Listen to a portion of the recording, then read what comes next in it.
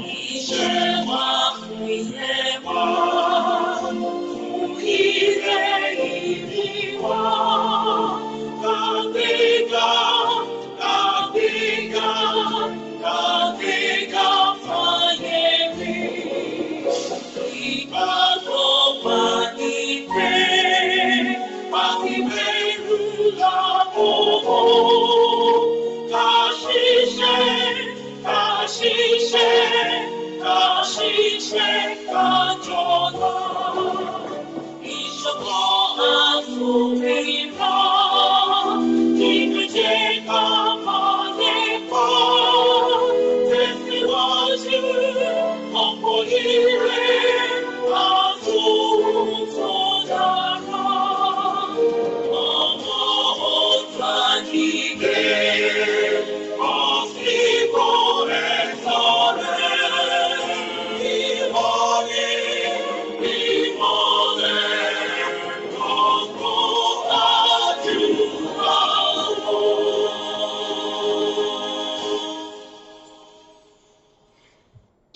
Ẹ pé kò ó Sunday mi o, agbókun má ti di akọni nínú èèyàn o. Ẹ pé kò ó Sunday mi. Akọni tó yọ nílé o tó gbani sílẹ̀ lójú ogun.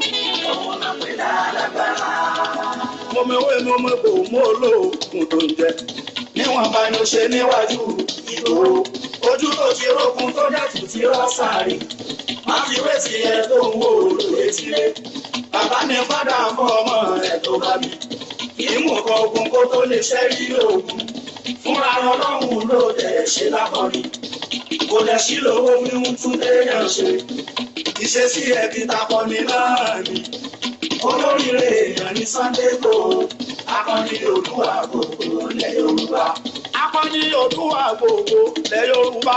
Akọni Oòduà gbogbo lẹ̀ Yorùbá. Ọmọ ńlá mo pè mú Sunday Igboho. Ìgbòho òòṣà owó bàbá dání. Bóyá tí mo bá ní Ìgbòho òòṣà ẹ sọ fọkùnrin ogun ọmọ májàsọlá ìjàgbá ìrọ̀rùn tó ń bá ní ìjàmbá ní rẹ o. Kì í sáfògùn bójógún ẹ̀tọ́ á ní ẹ má pè mí bó bá jókun tí yóò tọ́.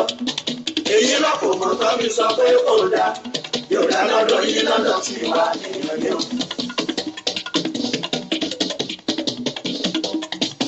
Ẹlẹ́dàá Oòduà ló bá wa mú Sunday wá. Pẹ̀lú ààrẹ Gani Adams ọ̀rọ̀ míyàn tó nú ìyẹn lájúlé ọ̀run. Ọ̀rúnmìlà ló la Yorùbá lójú. Àwọn alálẹ̀ Yorùbá tí wọ́n ti kú tán ti lọ. Ẹlẹ́dàá òkú látànà títí lèlè. Àbọ̀sára àwọn akọni nílẹ̀ yìí. Fúnrọ̀rùn ọmọ Yorùbá. Ẹ̀jẹ̀ ní ọmọ abẹ́lé yìí ṣe ọjọ́ ìbí olóyè Sunday Igboho lọ́wọ́lọ́wọ́.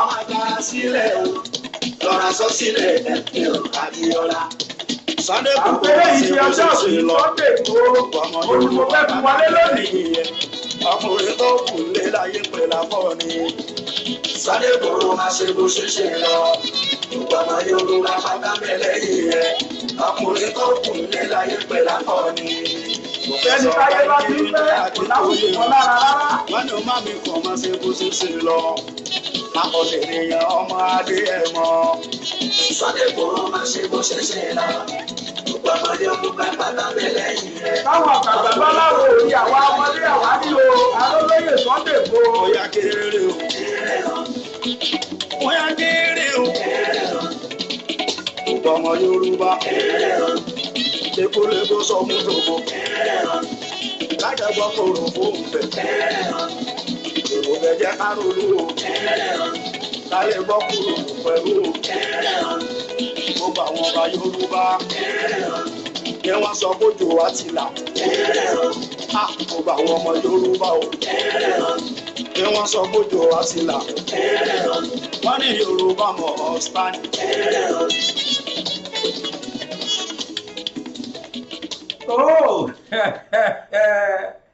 Mo kó nílé mo kálejò mo kí lọ́kùnrin bẹ́ẹ̀ ni mo kí lóbìnrin mo kí ọmọdé mo kí àgbàlagbà ẹ̀rí ìta fi wọlé àfi ń ṣe ọjọ́bí ayẹyẹ ọjọ́bí olóyè Sunday Igboho ni òun la ṣe ní káfíyàn wọlé náà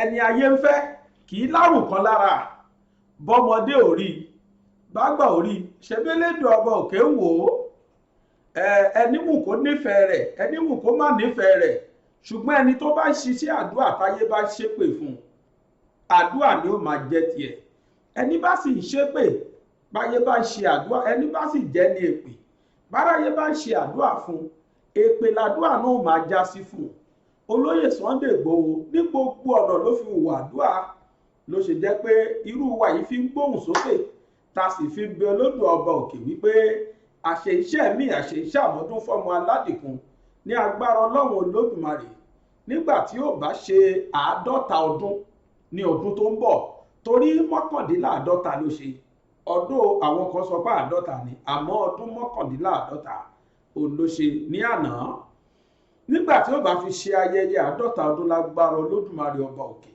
àkọ́kọ́ náà nínú Yorùbá Nation láwà ẹlẹ́ẹ̀kejì ni pé yóò wà láyé yóò wà láàyè yóò wà láyè rere ìkọ̀kan nínú wa wà ní dòkú lágbára ọlọ́run àjọ péjú pèsè ṣe ni pẹ̀lú ògo olódùmarè mo kí gbogbo yín káàbọ̀ sórí ètò bàbá gbàgede ìmọ̀ tòní festive mood náà la ṣì wà nítorí pé ṣẹni tí ò kú a ò lè sí ẹni tí ò sì tí kú ìṣiṣẹ́ sì kù fún un ibikíbi tó hùn kí olóyè Sunday Igboho wà àwa nígbàgbọ́ nínú olódùmarè wípé ọlọ́run ló mọ̀ọ́mọ̀ fi pamọ́ síbẹ̀ fún security ara rẹ̀ ni ló sì ṣe wà bẹ́ẹ̀ ó sì yí ọlọ́run ju bó ti yí àwọn èèyàn lọ ṣóhun nìkan ṣo ló mọ bó ti ń ṣiṣẹ́ rẹ̀ ọlọ́run náà ni mo dúpẹ́ fún lónìí tó tún gbà mí láyè láti wá sí ojú ìwòran yín lónìí lẹ́ẹ̀kan sí mo kí yín káàbọ̀ sórí ètò bàbá gbàgede ìmọ̀ tí a pàkọ́lé rẹ̀ ní Yorùbá Nation Now láti ìkànnì wa bàbá gbàgede ìmọ̀ TV òun náà ni mo ti ń kí yín káàbọ̀ mo kí gbogbo ọmọ Yorùbá tó wà káàkiri ayé ẹ̀yin tẹ́ wà Nàìjíríà mo kí yín tẹ́ wà láfíríkà mo kí yín ẹ̀yin tẹ́ wà ní Yúróòpù tẹ́ wà lẹ́ṣíà tẹ́ wà Canada tẹ́ wà lamẹ́ríkà káàkiri ayé gbogbo yín náà ni mo kí o mi ò dá ẹnìkan sí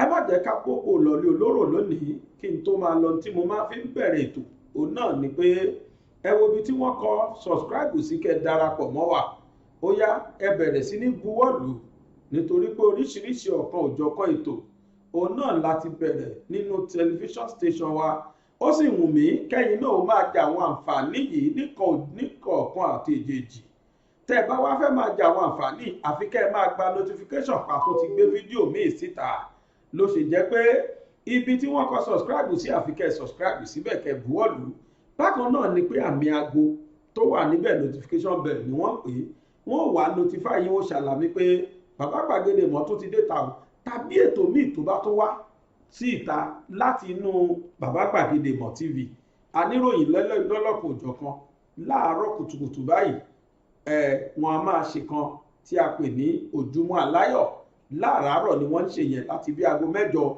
sí 8:30 sí 9 òun ni wọ́n máa ń ṣe yẹn àti gbé àwọn tí wọ́n mọyún gbénú kára wọn àwọn tí wọ́n dáńtọ́ làgbé wá tí wọ́n ṣe ètò náà bá a ti ń ṣe lẹ́kọ̀ọ́ bẹ́ẹ̀ náà là ń ṣe ní ti ìbílẹ̀ wa ti Yorùbá bákan náà ni pé àwọn òròyìn wọn ò gbẹ́yìn bákan náà ni pé láti ọ̀la lọ oríṣiríṣi àwọn ètò míì ó tún máa gorí igbá tẹ́yìn náà ó tún máa wò láti ọ̀la lọ ní agbára Ọlọ́run àwọn tó kù kò kára àti rà wọ́n lónìí á sì bẹ̀rẹ̀ lọ́la pẹ̀lú ògo Ọlọ́run ẹ sá fọkàn balẹ̀ ẹ dúró ti ṣánẹ́ẹ̀lì wa ẹ gbádùn wa dọ́ba nítorí pé ìgbádùn ti yín ò ní wàhálà tiwa nínú bàbá gbàgede ìmọ̀ TV bákan náà ni pé tá a bá rẹ̀ ìkéyìí èèyàn tó dá okòwò kan sílẹ̀ tàbó ti ń ṣe tẹ́lẹ̀ ni kéréje ní àbí alábọ́dé àbí àgbààgbà ọ̀jẹ̀ nínú àwọn ṣòwòṣòwò ẹ ṣe bá wa dòwò pọ̀ nínú bàbá gbàgede ìmọ̀ ẹ gbé ọjà yín wá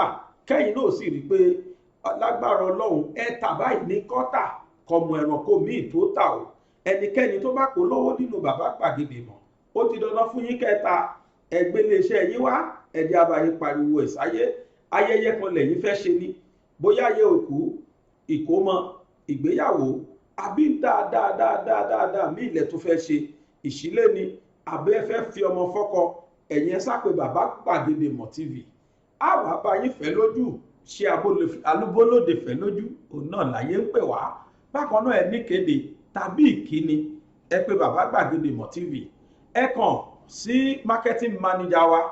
Nọ́mbà ẹ̀lẹ́wò lójú ìwòran yìí, ẹ pè nọ́mbà yìí, ní agbára Ọlọ́run kedere báyìí ni wọ́n máa bá yín sọ̀rọ̀.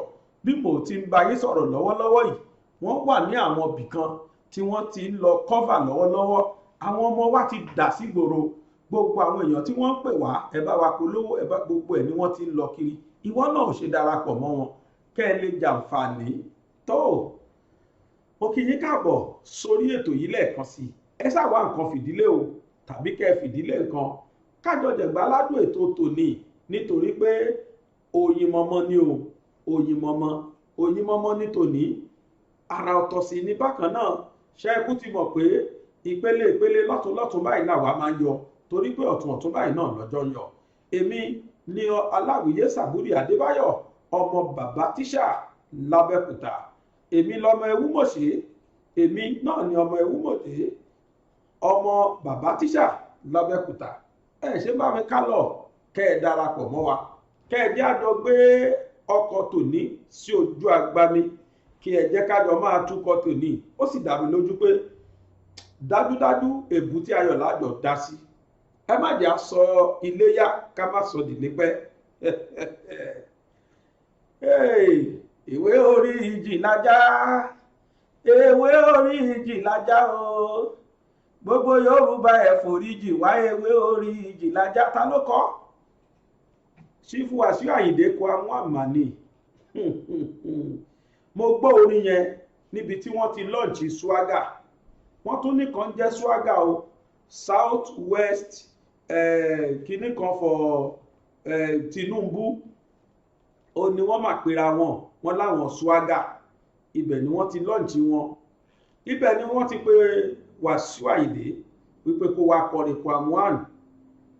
Àṣé àwọn aráabí yìí mọ̀ pé àwọn ṣe àwọn èèyàn. Àṣé wọ́n mọ̀ pé àwọn ṣe àwọn èèyàn. Àṣé wọ́n mọ̀ pé táwọn náà ń ṣe fún ilẹ̀ Yorùbá ò dáa. Àṣé wọ́n mọ̀ pé èyí tí wọ́n ń pè ní fairness and justice kò sí nínú ìgbésí ayé táwọn ń lò nílẹ̀ Yorùbá. Inú mi dùn nígbà tí mo gbọ́ orin yẹn. Ṣùgbọ́n mo fẹ́ bi Wàsíù Àyìndé léèrè, àbí kákọ́ gbọ́ orin yẹn náà ni kí n tó máa bọ́rọ̀ lọ. Torí pé mo jókòó, mo ronú sórí yẹn dáadáa pé ẹni tẹ́ ẹ rán wàrí kókó wá bẹ Yorùbá, ẹ ti rí pé ẹ ti balẹ̀ jẹ́, ti rí pé ẹ ti dalẹ̀ rú. Àṣọ olóṣèlú mọ tí wọ́n ń ṣe. Àṣé wọ́n mọ̀ páwọn ò ṣe dáadáa. Àṣé wọ́n mọ̀ páwọn ti balẹ̀ jẹ́. Ẹ jẹ́ á kọ́ gbórin yẹn náà kí n tó sọ̀rọ̀ lé lórí. Ó yá, ẹ jẹ́ á lọ gbọ́. Wàsíù Àyìndé, King Wàsíù Àyìndé Marshal, àwọn ni wọ́n kọrin. Ẹ jẹ́ á gbọ́ tí wọ́n wí ní swagger. Mò ń padà bọ̀.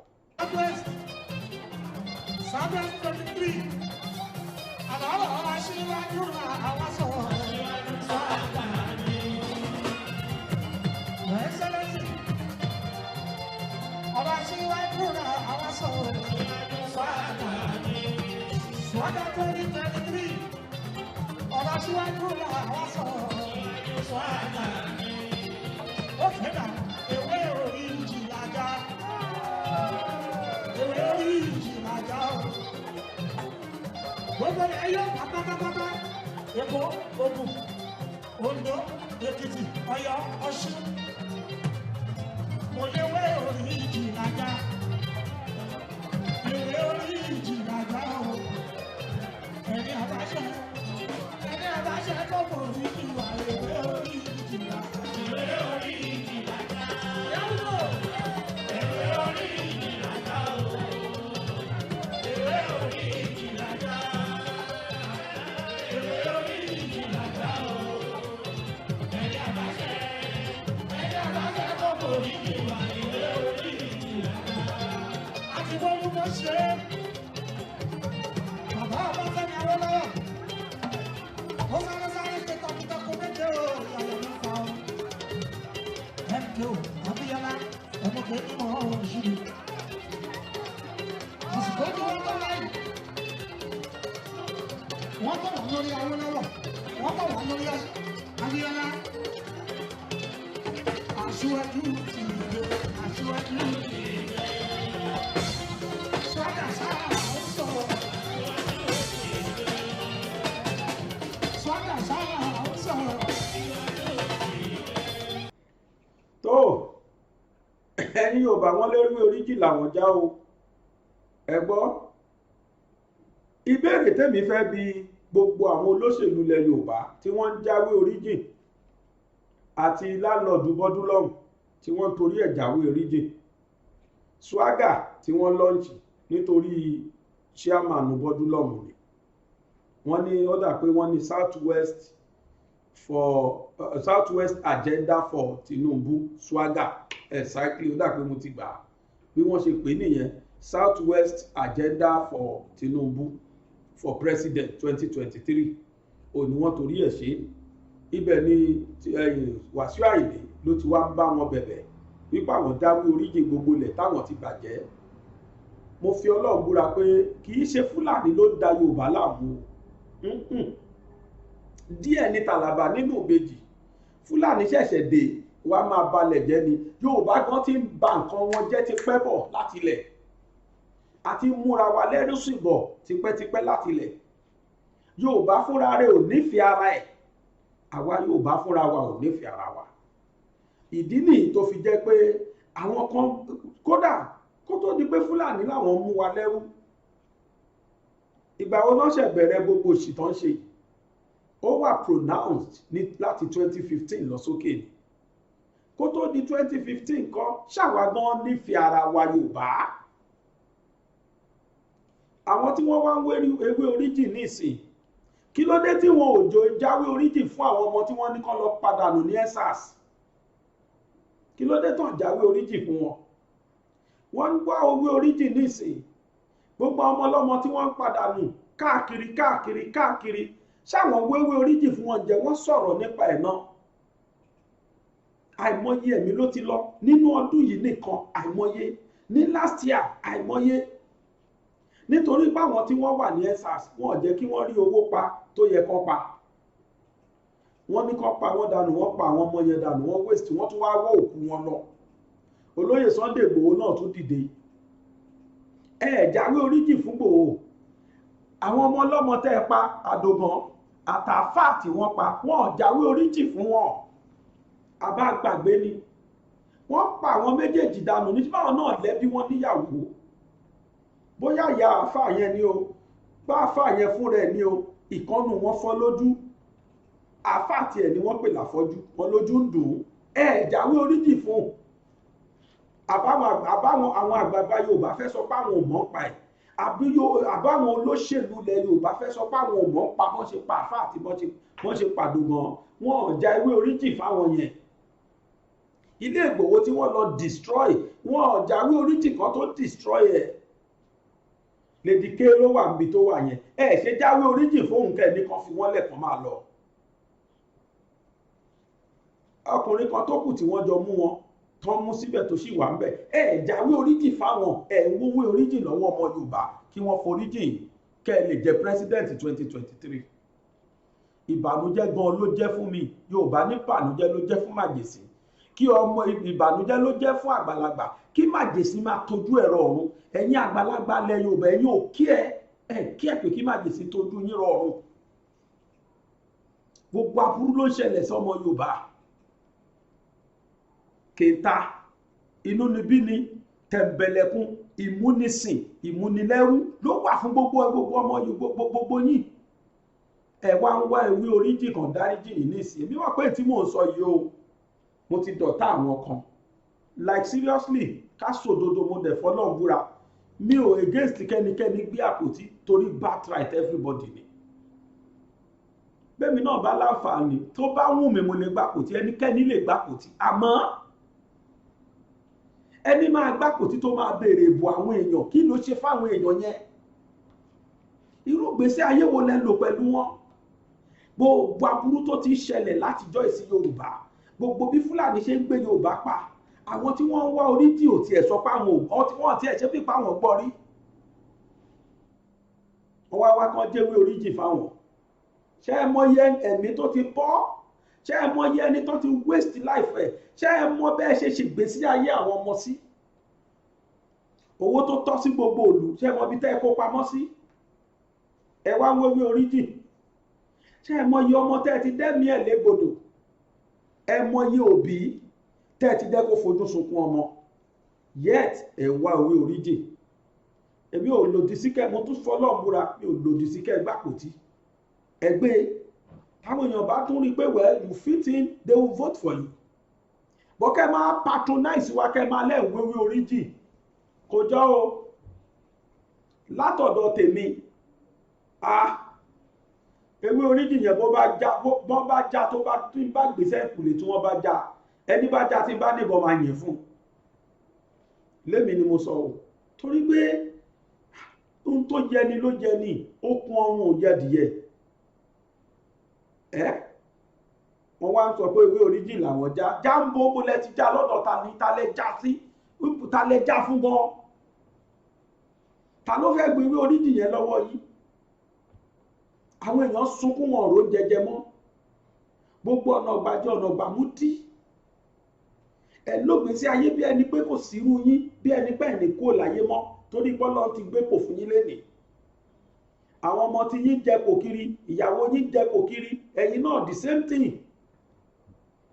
ara yín ni òyàlẹ́ lọ lóyìnbó yẹn ẹni ò ṣe ṣe tún hospital lẹ Nàìjíríà ṣe kẹ́ ẹ lè dúró lẹ́gbàwòsàn ẹni mélòó ló lówó aeroplane débi kó fẹ́ lọ lóyìnbó lọ gbàwòsàn bẹ́ẹ̀ owó wa náà ni ẹ fi fly personal jet kiri ayé ẹ wá ìwé origin ẹbí ò ní kọ́ má dárí jì ní o bí ò dẹni kẹ́ má gbà kò tí ẹni bá hùn tó bá gbé bó bá dìbò fún good luck àmọ́ ó jẹ́ kó yẹ ká rorí wá o Yorùbá ó yẹ ká rorí Ìgbòho ló wà níbi tó wà yẹ ìgbádùn tó ga ni ló jẹ́ fọ́mọ Yorùbá ìgbádùn tó ga ló jẹ́ fọ́mọ Yorùbá àwọn òjẹ́ sọmọ tí wọ́n bẹ́ẹ̀ láíláí tí Ìgbòho bá jẹ́ Haúsá ni wọ́n ní dọ́ntọ́dọ́wò yẹn wò láyé wọn ní dọ́ntọ́dọ́wò yẹn wò fún un pẹ̀ kí ló ṣẹlẹ̀ lénìí torí pé wọ́n ti mọ̀ pé àwọn ìran táwọn fẹ́ chance yìí tí nǹkan kan bá ṣẹlẹ̀ wọn táwọn bá ti fi nǹkan dí wọn lẹ́nu ó ti parí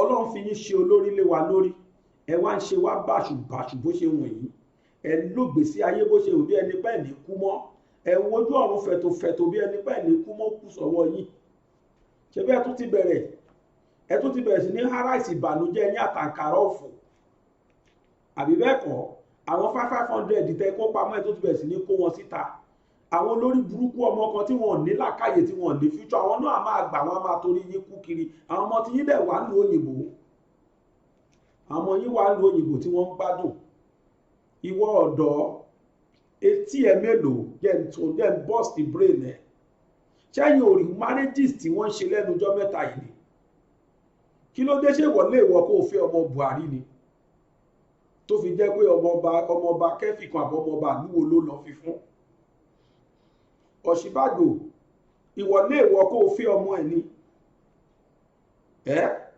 ọmọ tó ṣe ọmọ mẹ́ni Ọ̀ṣínbàjò fẹ́ Modúpẹ́ Alákìjà àwọn richest woman in Africa ó mọ ọmọ ẹni jẹ́ bọ́ọ̀sì brain ẹ̀ Ganduje ṣó mọ ọmọ ẹni tó fẹ́ àwọn mọ́mọ́ tí wọ́n fi ń ṣe pàṣípàrọ̀ kí wọ́n lè jẹ́ leaders of tomorrow bí bẹ́ẹ̀ ṣe sin bàbá kẹ́ẹ̀ tó wá sin àwọn ọmọ bẹ́ẹ̀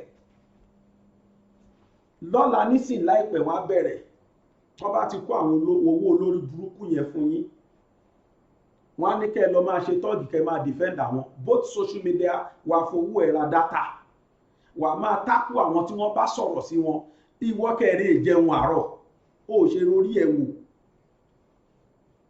ìwọ ọ̀dọ́ tí wọ́n tún máa pèpè kí wọ́n náà máa bá wọn gbébọn kó máa pa àwọn èèyàn kó máa ṣe wọ́n léṣe kiri ó ṣe ló la káyé ẹ èló ni wọ́n fẹ́ fún ẹ ó mọ ibi táwọn ọmọ tí wọ́n wà ní tíṣẹ́ bá yọ ní NNPC ọmọ wọn ló máa ṣe wọn jẹ́ kì í ṣe public work tíṣẹ́ bá yọ ní Central Bank ọmọ tí wọ́n ní wọ́n máa fi sí tíṣẹ́ bá yọ ní Board of Internal Revenue Services ọmọ tí wọ́n ló máa wà ń bẹ̀ ṣùgbọ́n jẹ́ kíṣẹ́ yọ nínú iṣẹ́ ọlọ́pàá nínú rùkúrùtù àwọn army wọ́n wá dà yẹn síta wọ́n ní public work àmọ́ àwọn ibi tí owó mùdùmùdù wà gan ìyẹn ń ṣe public work ẹ̀ tí ẹ̀ lè gbọ́n ta wọ́n á ti kó àwọn ọmọ tí wọ́n sí ẹ̀yin ni wọ́n rí lóòótọ́ gìṣẹ́yìn léèwọ̀ ẹ̀ ni wọ́n tún máa bẹ̀rẹ̀ sí ní lòyìn o, wọ́n tún máa ní kẹ́ ẹ̀ tún máa bọ̀, kẹ́ ẹ̀ tún máa wá máa bá wọn, kẹ́ ẹ̀ tún máa bá wọn polówó kiri. Arákùnrin kan ó yà mí lẹ́nu, oríṣiríṣi àwọn tí wọ́n ń pa nísìn tí wọ́n ní ká máa bọ̀. Bàbá Tinubu ẹ káàbọ̀ sà, mo kí yín with due respect, wọ́n ti launch swagger fún yín, wọ́n ní swagger ló tún kàn tí a fẹ́ lò ní South West, wọ́n á tún máa bẹ̀rẹ̀ sí ní pín owó kiri. Ṣùgbọ́n gbogbo ń táwọn Yorùbá ń sọ yìí ẹ̀yin ò gbọ́ rárá ni, ẹ gbọ́ rárá sà. Gbogbo táwọn Yorùbá ń béèrè fún autonomy tó ń béèrè fún yìí ẹ gbọ́ sà. Àfi dandan ká ṣàtúnṣe irú Fúlàní 2023 ìyẹn lẹ fẹ́. Kí Fúlàní ṣàtúnṣe ọ̀gá lé wa lórí ìyẹn ló wù yìí. Torí mo fọlọ́run búra kò sẹ́nikẹ́ni tí wọ́n lè fà lé as president. Pé wọ́n fa ẹnikẹ́ni lé as president nílẹ̀ Yorùbá yìí wàláì Fúlàní ló máa ṣèjọba lé lórí. Àwọn kan fẹ́ nára wọn sọ. Yes, they said it themselves. Wọ́n ní ẹnikẹ́ni tí wọ́n bá gbé wá ní South, torí mo rántí mo wo fídíò yẹn tí màá yẹn sọ with confidence. Ó lẹ́nikẹ́ni tí wọ́n bá gbé wá ní South, ó ní tó dáhùn lójú ni pé àbí àwọn ló ń bọ̀, àwọn làwọn máa control ẹ̀. Ṣé kò ṣẹlẹ̀ láyé Ọbásanjọ́? Ṣé Ọbásanjọ́ láti 2009 láti 1999 di 2007 ẹjọ́ ẹ náwó sí tó ṣe sílẹ̀ Yorùbá tó jẹ́ achievement. Ta lè sọ pé àdáyanrí lélẹ́yìí Yorùbá nìkan ló ní, ilẹ̀ Yorùbá jìnnà, Ogun State tó jẹ́ ìlú Ọbásanjọ́ fún rẹ̀. Kí la lè náwó sí? Ọpẹ́lọpẹ́ gọ́fúnà kan, gọ́fúnà Amosun ló ṣẹ̀ṣẹ̀ dé ló wá change facelift Ogun State. Ogun State a lè náwó sí pé this is the state capital, àgbàgàgà Abẹ́òkúta tó bá sọjọ́ ti wá. Àìmọye títì tí ó wà mọ́tọ́rébù. School kan wà wọ́n pè ní Crescent University. School yẹn wà ọ̀nà Randa, kò rántí dáadáa. Wọ́n fẹ́ wá sí school yẹn torí pé ọ̀nà Randa ò wà mọ́tọ́rébù, wọ́n sáré kó asphalt wá, wọ́n fẹ́ wá fi túbẹ̀ ṣe against kí president lè gbàbẹ̀ kọjá. Àwọn ọmọ ìlú lè kó sí kòtò, àwọn president ò gbọ́dọ̀ gbàbẹ̀. Kété tí wọ́n gbọ́ pé kò wà mọ́ báyìí, wọ́n kó asphalt kó straight ni, wọ́n kó yẹ̀pẹ̀ tán fẹ́ lò wọ́n kó ni. It was during first term of Gbega Daniel, and I'm stand to be corrected. Àwa la ni president lókè, governor Ogun State wà l'Ogun State. We enjoy nothing in Ogun State. Torí pé even if he wants to do, his hands are tight. Àwọn paymaster Fúlàní Haúsá àwọn yẹn wà ń bẹ̀ tí wọ́n control ẹ̀. That is why these people are agitating that they want to go.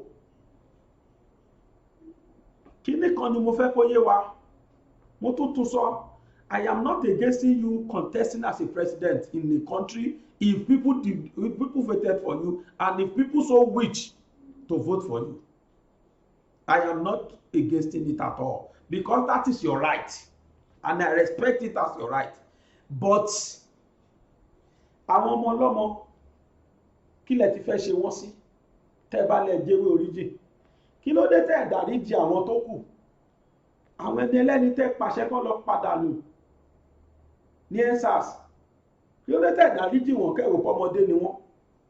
Kí ló dé tẹ́ dáríjì àwọn tó padà nù nílé Sunday Igboho kẹ́wò pé ní tí wọ́n jà fún ẹ̀tọ́ Yorùbá ni? Kí ló dé tí ẹ dáríjì gbogbo àwọn tí wọ́n padà nù lọ́tùn lósì? Gbogbo àìmọye àwọn èèyàn ni wọ́n jẹ lówó Lagos State. Mo máa gbé ìyá kan wá nù fídíò yẹn, ṣàṣẹ sùúrù kẹ́wò wọ́n ṣe ń pàyà yẹn lẹ́kún. Níbo là ń bọ́ yàrá ètò jà? Kí ló ń ṣẹlẹ̀ gan-an? Kí la fẹ́, báwo la ṣe fẹ́ kó rí? Èyí tí mo kàn fẹ́ kó yé gbogbo wa ni wípé bá a ṣe wà yìí àfikọ́lọ́ Elédùmarè kó ṣàánú o níbi tá ń bọ́rọ̀ ayé yìí lọ. Arákùnrin kan ti ẹ̀wà tí wọ́n interview, ó ní bóun ṣe ń bá wa sọ̀rọ̀ yìí o nínú àwọn tí wọ́n dá Swaga lẹ̀ ni.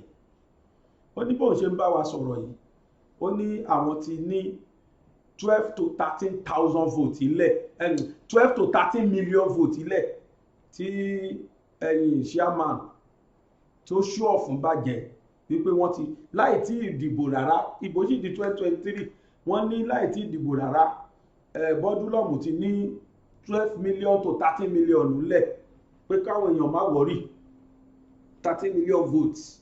Kódà wọ́n ló nígbà kan tẹ̀ ló tún jù bẹ́ẹ̀ lọ pàápàá pé toró dá wọn lójú pé gbogbo ọmọ Yorùbá máa foríjà wọn. Àwọn Haúsá náà kẹrì wọn ó ti ṣúọ̀ fún wọn nígbà tètí wa ò di. Táǹfetí wa gbọ́ tí àwọn nọ́ọ̀tì sọ pé kò sí ní tó jọ pé àwọn fẹ́ shift power o, àwọn ò ráyè pé kí South wa lòun gba power. Táwa sì wà gbọ́kànlé wípé àwọn nọ́ọ̀tì 12 million 13 million votes wà bẹ́ẹ̀ tí wọ́n máa fún wa for where.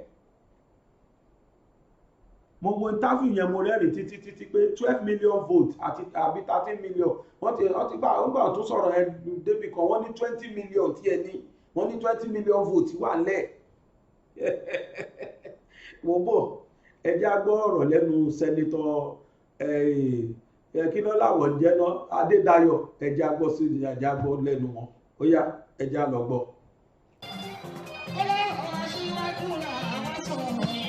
Charity begins at home. We wanted to prove that first in the Southwest, where it comes from. Southwest, we are not saying it is not even an APC agenda per se. It is a Southwest agenda. We want everybody in the Southwest to vote, to support and rally around this man. And so far, we have been very successful in doing that. We have moved around all the palaces to see most of our top traditional rulers who have endorsed him. Usually, traditional rulers will say, okay, all of you are our children, we are neutral in this matter. We will not take sides. But in this particular case, we have seen them taking sides to say, if it is this man, we are all behind him, we are going to support him. We have seen that the same sentiments being expressed by different groups, even politicians. IPAC, which is the umbrella association for political parties in every state, everywhere we have been to, we have seen all of them coming out, the chairman of all these parties in the Southwest coming out to say, when it comes to the issue of the presidency of this particular candidate, we will jettison our partisan toga and embrace the candidacy of this person. We forget about party politics. We will support him. And that was why we wanted to solidify the home base. Charity begins at home. Once the home base is solidified, I believe the other Nigerians, will, particularly in our party, will feel more comfortable to feed this candidate, knowing that is a person who can easily win the election for them. Don't forget that one of the selling points for President Muhammadu Buhari in 2015 was that he already had 12 million votes in his pocket. Those 12 million votes, people were saying, oh, in the north, particularly in the northwest, in the northeast, that he already had 12 million votes in his pocket. And so it would be so easy, with support from a few other places, for him to easily win the presidency. And that's exactly what happened. We are also saying that come 2023, the man we are projecting already also has at least 12 to 13 million votes in his pocket. And so it's so going to be so. How can you prove that? Easy. How do you prove that? I mean, he's not run for any presidential position before. Sorry, I can't hear you. How do you prove it? No, when you say Bola Tinubu has 12 to 13 million votes in his pocket already, on what basis are you giving that figure? I'm giving it on the basis of what I have seen on ground. I haven't traversed the length and breadth of the Southwest. I haven't seen people from other political parties saying that when it comes to the issue of Bola Ahmed Tinubu, they will shed their partisan toga and embrace him and vote for him. I have seen that in the palaces of the Obas. I've seen that among artisans, among students, among market women. When it comes to the issue of the presidency 2023, all of these people in unison, they will shed every difference, they will forget their differences and vote for this man. And the vote in the Southwest, let me tell you, it's more than 20 million votes. I'm only saying 12 to 13 is already assured. And I say with all sense of responsibility.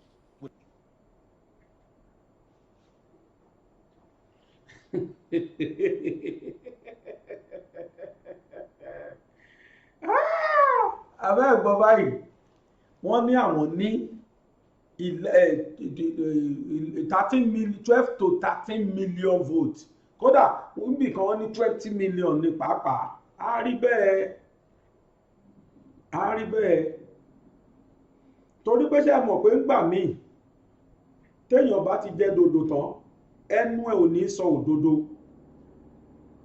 nígbà téèyàn bá jẹ dòdò tán ẹnu ẹ̀ ò ní lè sọ òdodo ẹni sọ̀rọ̀ yìí fúnra rẹ̀ mọ̀ pé irọ́ lòun pa ẹ tó ń sọ̀rọ̀ yìí tẹ́ ẹ wò tán yìí ó mọ̀ pé irọ́ lòun pa ẹ̀yin ọ̀dọ́ ẹ yá mi létí yín lẹ́ẹ̀kan sí i mo mọ tí mò ń sọ o mo mọ nǹkan tí mò ń sọ ẹ ṣó yẹ kó wá jẹ́ pé in tó ń ṣẹlẹ̀ yìí èmi ò ní kẹ́nikẹ́ni má gbà kò tí ìbò sẹ́mu tó tún sọ ẹni báwùn kò gbà kò tí ìbò sí inú ibi tó báwùn kó gbé sí bẹ̀tí tó tẹ̀mí lójú ni pé in tí Yorùbá ń béèrè yìí dandan ni ó máa wá sí ìmúṣẹ lágbára Ọlọ́run in tí Yorùbá ń béèrè yìí o dandan ló máa wá sí ìmúṣẹ kí ni reason àrẹ́dì láti sin ẹnikẹ́ni àrẹ́dì láti ṣe ẹrú mọ́ni Yorùbá ọ̀rẹ́dì láti sin orí olórí bó tiẹ̀ ti hùn kó jẹ́ pé tá a bá gbà náà àwọn kan sì máa wà tó máa ṣe bí ọ̀gá tó máa fẹ́ kí àwọn kan ṣerú fáwọn bẹ́tà máa àdírẹ́sì eré àyẹn nígbà tó bá tásìkò that area shall be addressed ní agbára Ọlọ́run Elédùmarè nítorí pé bí Awólọ́wọ̀ ṣe achieve ìjọ kìíní àná ní Yorùbá náà ti máa padà tó máa achieve tó bá jẹ́ pé nǹkan fi wá lẹ̀kẹ́lẹ̀ kí kọ́lọ́mù máa dẹ́mú yẹn gbé látijọ́ yìí ni kí lẹ́yìn rò pé ìbá ti ṣẹlẹ̀ àwa gan lọ tara wa àwa gan bàbá Bánjí Akíntóyè ní èjì bàbá yẹn ló ń dààmú lọ dààmú bọ̀ bàbá sọ̀rọ̀ lánàá níbi bẹ́ẹ̀dẹ̀ Ìgbòho wọ́n ní kí Ìgbòho fi ọkàn balẹ̀ pé pẹ̀lú ògo Ọlọ́run gbogbo agbára tá máa sà la máa sà Ìgbòho máa jáde níbi tó wà yẹn inshallah ẹ̀yin tẹ́ ń wéwé oríjìn ẹ fẹ́ sọ fún mi pé ẹ ní agbára láti release Ìgbòho níbi tó wà yẹn àbí báwo tó fi jẹ́rú bàbá yẹn ló ń sọ̀rọ̀ ló ń lọ ló ń bọ̀ lórí ọ̀rọ̀ Yorùbá torí pé ẹ ní interest inú Yorùbá ni you people don't have interest in Yorùbás ìtẹ́ ní interest sí òní tẹ́ fẹ́ gbà kó lọ́wọ́ Yorùbá ẹ ní interest inú rèsì yẹn nù wọn yẹn gangan bẹ́ẹ̀ bá ní interest ni ẹ máa protect integrity Yorùbá ni àmọ́ tẹ́yìn fẹ́ gbà lọ́wọ́ Yorùbá ló kàn yín ẹ̀yin èèyàn náà kẹ́ sílàkàyè nílẹ̀ wọ́n máa tó máa wá pín fún wa mo gbé fídíò kan wá níjẹta àbí jẹrin níbi tí ọmọbìnrin yẹn ti fi ó kàn fi ṣeré ní títí ẹ̀ ní ìtú táwọn olóṣèlú máa ń pa fún wa wọ́n ti tọ́jú àwọn owó yẹn lẹ́sìn ṣọ́kù tí mọ̀ pa febi pakú ni láràlú wọ́n mọ̀ máa febi pàlú tó ní kálukú bá rí jẹ rí mu nígbà tó bá gbó wọn dé ta ló fẹ́ gbà wọ́n ṣe mọ̀ máa febi pàlú torí nígbà tó bá ti mọ̀ pé àwọn ti fìyà yẹn jẹ yìí nira ti dé gan ẹ̀rí ṣẹ́ṣẹ́ ẹ̀rí oúnjẹ jẹ wọ́n á wá kówó yẹn dé wọ́n á sọ̀gẹ̀dẹ̀ sọ́bọ ẹgbà 100 naira rí 1000 owó kòkó ọbẹ̀ kan 2000 1000 ẹni gbà tó tóbi jù tó ga jù ó ní 10,000 naira lẹ́yìn ìjọ méjì 10,000 ti fìdí jálẹ̀ ẹlòmíì gan 10,000 yóò lè bá dé dilẹ̀ ṣùjọ́ yẹn torí gbèsè tó ti jẹ sílẹ̀ lórí ọmọ lórí ìyàwó kìí ṣe kékeré ẹ̀yin abiyamọ tẹ́ ń lọ dójó òpònú fún wọn ẹ̀ẹ́dẹ̀ jókòó kẹ́ẹ̀rọ orí yín mélòó nú àwọn ọmọ ti yín lórí ṣẹ́ṣe mélòó nú àwọn ọmọ yín ló kàwé tán tó gboyè tẹ́ ẹ fi síbi iṣẹ́ tó dáa láti jọ ẹ ti ń dójó òpònú jíjó ìyàkáwò wọ́n tó ti bẹ̀rẹ̀ sí ní pín owó fún wọn ẹ̀yin ọ̀dọ́ wọn lọ́dọ̀ la fi ń kóná ogun ó mà ṣe o àwọn arábí ti rí wa tán wọ́n mọ̀ wá mú gan-an wọ́n tó bẹ̀rẹ̀ sí ní pín 500 wọ́n bá pín tán nìsín ẹ̀yin náà bá máa fẹ́ kúlé wọn lórí ẹ̀ máa gba fúnṣọ yín àbẹ́mọ̀ pé fúnṣọ yín lẹ̀ ń gbà ó ní sí lẹ́nu wa ọ̀tọ́rọ̀ yìí ó ní sí ní gbogbo tó ń ṣẹlẹ̀ yìí ṣẹlẹ̀ ta ń tó bẹ́ẹ̀ ta ló fẹ́ sọ̀rọ̀ kó sọ̀rọ̀ kí wọ́n gbé ẹ láìfù tá ń lò sí nìyẹn irú condition tá bára wa rè nílùú yìí.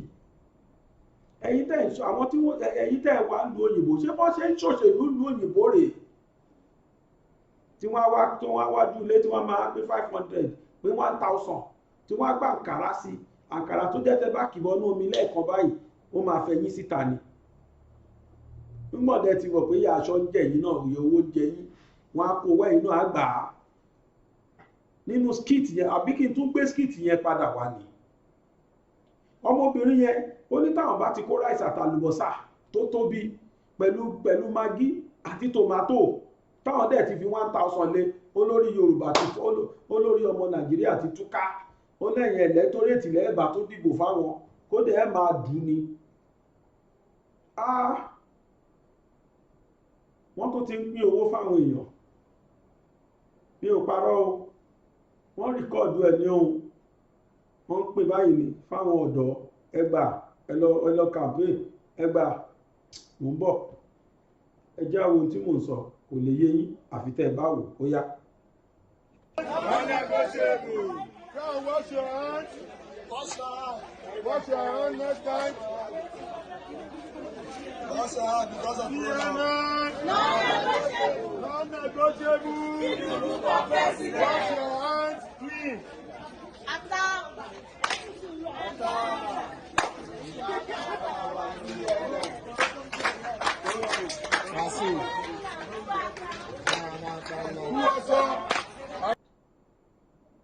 Ṣé ẹ rí pé mi ń parọ́ wàláhì mi ń parọ́ owó yẹn lẹ rí tí wọ́n ń pín yẹn àwọn èèyàn adẹ́ tún lọ bá a ṣe ń ké tó ìyàwó èèyàn lọ gbà àwọn èèyàn lọ gbà ó wà lára tèmi náà táwọn èèyàn máa kéékèèké sọ fún wọn wọ́n á nítorí ẹ̀yìn tí yóò ní báwo bá gbà nísìnyí ó ṣàdébì kan bó jẹ́ school fees ọmọ àwọn àfisàn èlò náà fẹ́ fi san school fees. Ọlọ́run á ṣàánú Yorùbá Ọlọ́run á ṣàánú wa lára àyà tí wọ́n fi ń jẹ àwọn èèyàn àwọn tó máa dìbò fún yín ẹ wá múyà tó dáa ìyà lójú páálí ẹ fi jẹ wọ́n ẹ̀yin kẹ̀rílẹ̀ ń kówó ná. Arábìnrin kan màmá kan ìyá 79 years ẹ̀wọ́ èjìyá yẹn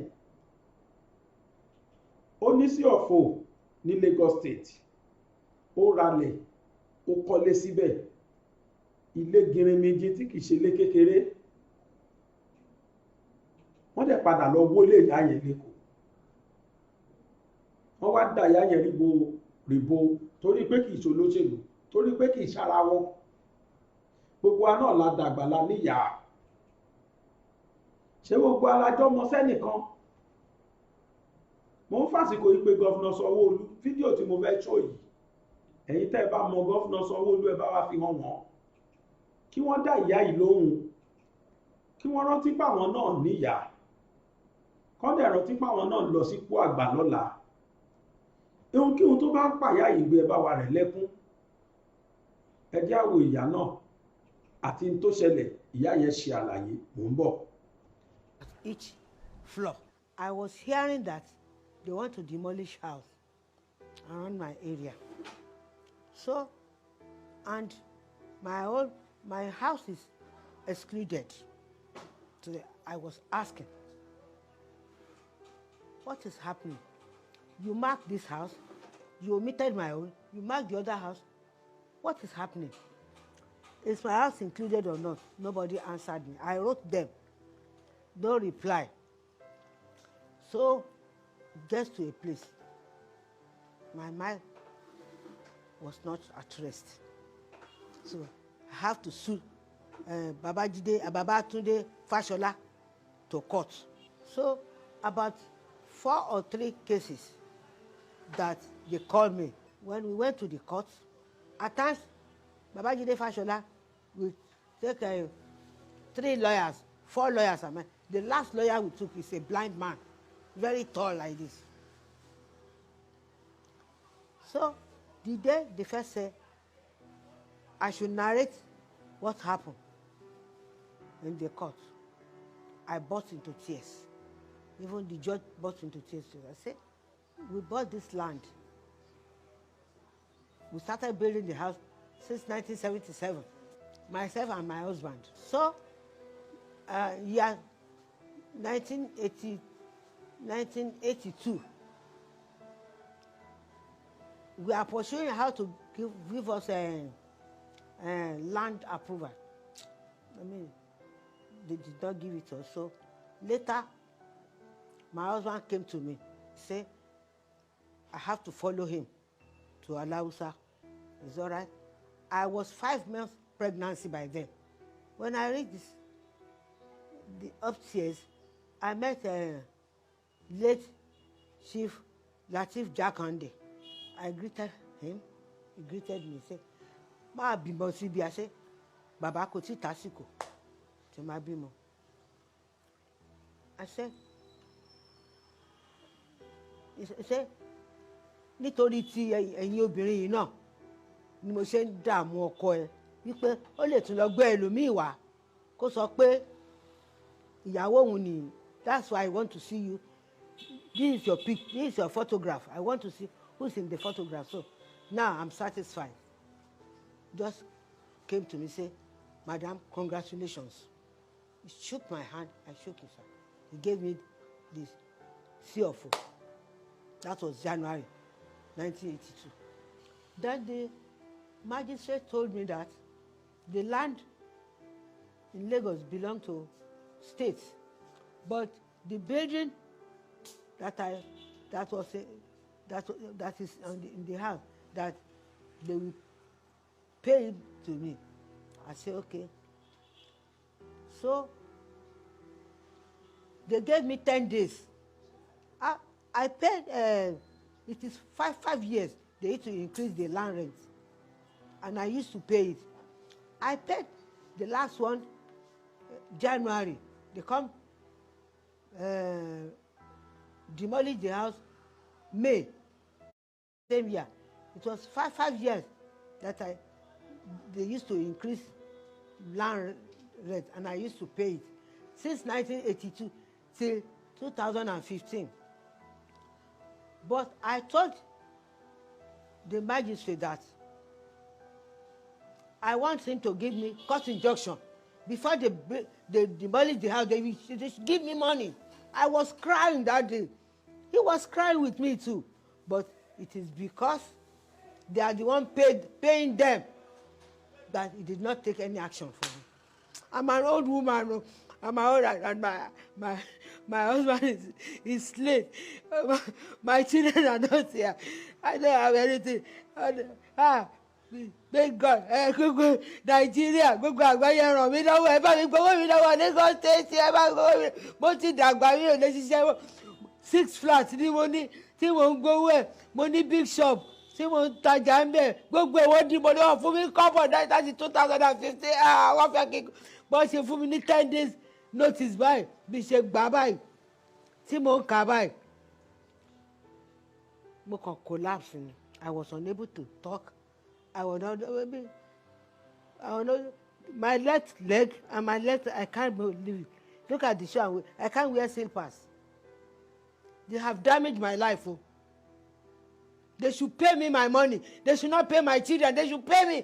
Gbogbo ayé ẹ gbà mí lọ́wọ́ wọn. Ẹ gbà mí lọ́wọ́ Lagos State tí ó mi ò jáwọ́ lọ́wọ́. Ẹ ràn mí lọ́wọ́. Ọlọ́run ràn mí lọ́wọ́. Jésù ràn mí lọ́wọ́. Jésù ràn mí lọ́wọ́. Ràn mí lọ́wọ́. Ẹ gbà mí lọ́wọ́. Ìyà ló fi jẹ mí. Ìyà ló ti 2015. Kí ló dé?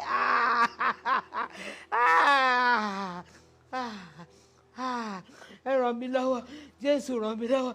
Jésù ràn mí lọ́wọ́. Ti fìyà jẹ mí. Wọ́n ti parí ẹ̀wọ̀ bí tí mo ń gbé. Mo máa ń rá gùnkè ni. Ẹ̀yin tó ẹjọ́ kúrò. Ẹ̀yin náà wo bẹ́ẹ̀ ṣe gùnkè. Mo máa ń rá gùnkè ni. Ìnira ní gùnkè ìsọ̀kalẹ̀. Kí ló dé? Ẹ bá mi bẹ̀ Lagos State. Ẹ fún mi lọ́wọ́ mi. Ẹ fún mi lọ́wọ́ mi. Mo ti ṣe valuation ilé mi 2008 ni mo ti ṣe valuation ilé mi. Ẹ fún mi lọ́wọ́ mi. Ẹ ṣe Babájídé Sanwó-Olú sanwó mi fún mi, sanwó mi fún mi, sanwó mi, ó jẹ mí lówó, ẹ sanwó mi fún mi, ẹ má sọ fáwọn ọmọ mi, èmi nìkan sanwó mi fún. About my mom's house, my parents' house that was demolished in 2015 during the Babatunde Raji Fashola administration. But since then, we've been talking about compensation. Before the house was brought down, we did a valuation of the house. At the time, it was about 2008, if I remember clearly. And the valuation then was about 70 to 80 million at that time. And so my mom and we all got talking about it and said, okay, maybe we had to get a court injunction for the government not to pull down the building before compensation is paid, so that my mom will be properly relocated and, you know, get another property for her. And we took them to court, and the judgment was we cannot compel the state on when to pay, that because it's overriding public interest. So we've not been able to get anything since then. Said the judgment was the compensation will be paid, but it was never mentioned when it will be paid. So it was just, for me, it was just ambiguous that compensation will be paid. And that was even before the house was brought down. It's not been suitable, but this is where she's been living since 2015. And this is 2021, 6 years afterwards, and we're still talking about the same thing. We've been to Alausa several times.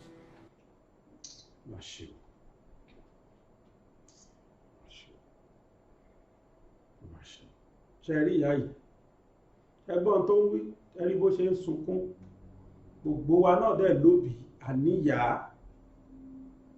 wọ́n fàsìkò yìí pé gọ́vnà Sanwó-Olú, Your Excellency sir, with due respect, ẹ bá wa rí sí ọ̀rọ̀ ìyá yìí, ẹ bá wa rí sọ̀rọ̀ ìyá yìí. Yorùbá ní ọba tó jẹ tìlú fẹ̀, ayé ò ní gbàgbé ẹ̀tàn ò ní gbàgbé ẹ̀ o. Ọba tó sì jẹ tìlú dahoro, ìtàn ò ní gbàgbé ẹ̀, ayé náà ò ní gbàgbé ẹ̀. Bàbá Bánjí Akíntóyè, èyí tí wọ́n sọ fún Ìgbòho ni mo sọ yìí, wípé àníṣe kó fọkàn balẹ̀, wípé ní agbára Ọlọ́run ọba láìpẹ́ yìí ó máa di ẹni ìjọ kúrò nínú àhámọ́ tó wà, nígbà tí wọ́n wíjì ẹ̀ ní birthday greetings. Àwọn olóṣèlú kò sí tó kàn wọ́n pẹ̀lú Ìgbòho, kò sí tó kàn wọ́n pẹ̀lú Yorùbá nation. Ẹ sì ń fẹ́ kọ́mọ Yorùbá dìbò fún yẹn, ń fẹ́ gba ìbò lọ́wọ́ ọmọ Yorùbá. Àwa Yorùbá níbo láwa ojú wa dáa? Kí ló dé tá à ń nífẹ̀ẹ́ ara wa? Kí ló dé tá à ń ṣera wa báyìí? Ṣé bá rí ohun tó ń ṣe nílẹ̀ Àrẹwà? Ṣé bá rí ohun táwọn Yíbò náà ń ṣe fúnra wọn? Ẹ wo bọ́n ṣe so mọ́ra wọn, ẹ wo bí wọ́n ti ń tẹ̀léra wọn. Àfi kí Yorùbá máa lùlù bámúbámú ni mo yóò kò sí, mi ò mọ̀ pé bí pọmọ ẹnì kọ̀ọ̀kan. Yorùbá jọ̀wọ́ la fẹ́ bọ́nú ẹ̀. Owó tákù sọ yìí náà tí wọ́n ń kó, ìràkúrà ni wọ́n fi rà. Owó tó yẹ kó wúlò fún gbogbo ìlú, tẹ́nìkan ṣú á kó, ṣe làákàyè ni. Ara lé sí Amẹ́ríkà, ara lé sí London, ṣó wá tán. Tá a bá kú mélòó la fẹ́ gbé lọ? Àwọn wo làwa ti gbọ́ nù tọ̀rì wípé wọ́n kú, wọ́n wá gbé ilé lọ, ilé tó wà l'Amẹ́ríkà, ilé tó wà Germany, wọ́n gbé lọ. Ṣáà rántí ni nígbà tẹ́nìkan ṣoṣo tó fi billions of naira ra jewelries lásán tó máa dè mọ́rùn, jewelries, aago, ṣéènì ta láyé yìí, tẹ́bí dẹ̀ ń pa àwọn èèyàn tìlú yìí ń yáwó. Ẹ̀yin olóṣèlú, ẹ bẹ̀rù Ọlọ́run o, ẹ bẹ̀rù Ọlọ́run.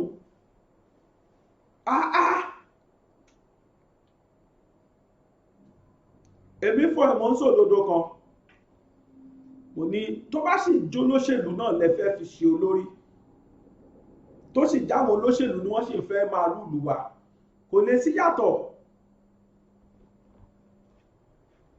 Ẹni tí mo fẹ́ fi hàn wáyìí Ìgbò ni, bóyá south dẹ̀ ni.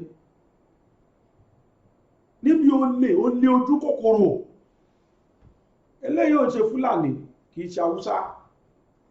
Ní ohun tóun nìkan kó lóṣèlú, ẹnìkan ṣolé lẹ́yìn olóṣèlú, àìmọ́ àwọn alẹ́sbádẹ́, àwọn amúsú, ìsọpá mọ́sù o, amúsú, àwọn military officers ìgbà yẹn, àwọn dà.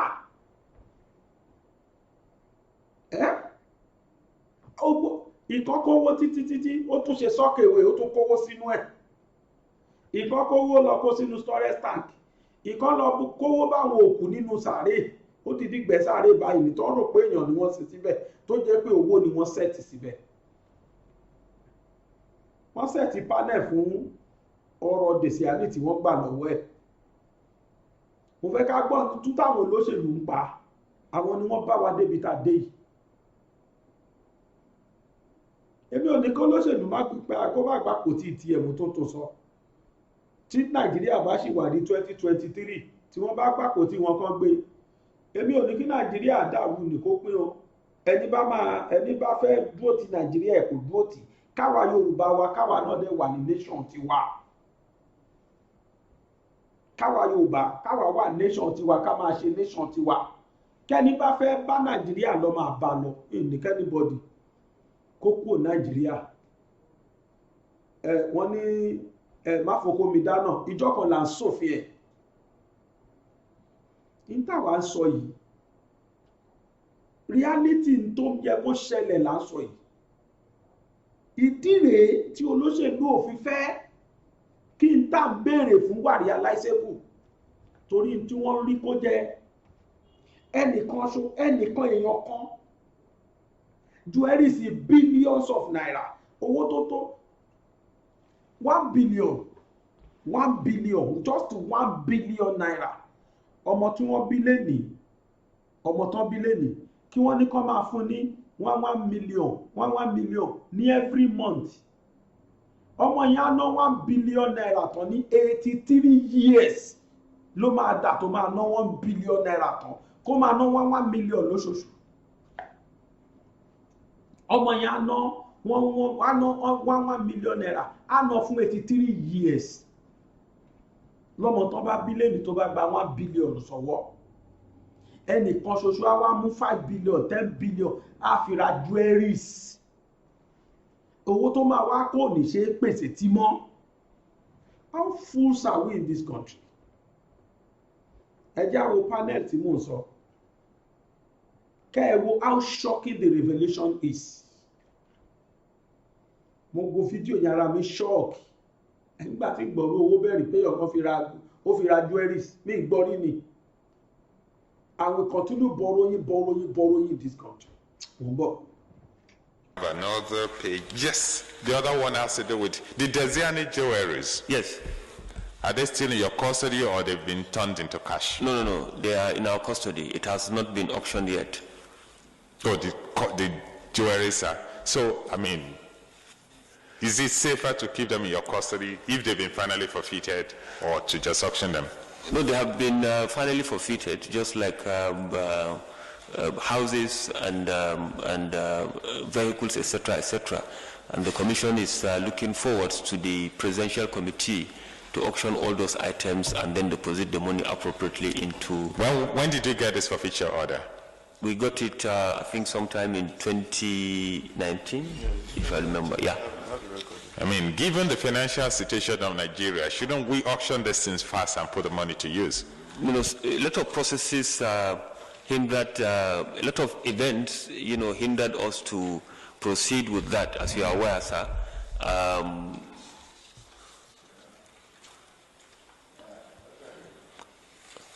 We couldn't move on to some of these things because of certain things that happened, but now that the federal government has set up the committee, we are praying that it will come to an end very soon, when all the items are auctioned and sold. Not only that okay, I think members are keen to know the total value of those jewelries. It's on the paper, so can you please read it out for their own benefit? It's the estimated values that we have. Is the estimated That's the value of one person's jewelry. The estimated value in Naira was given at 14,460,000,000 Naira. Yes. I think, I want you to repeat that because members think like... Is the estimated value that we have, yes. No, can you tell us the figure again? 14,460,000,000. Is it for houses, for cars, or for jewelry? No, for jewelry. For jewelry alone. Yes. Yes.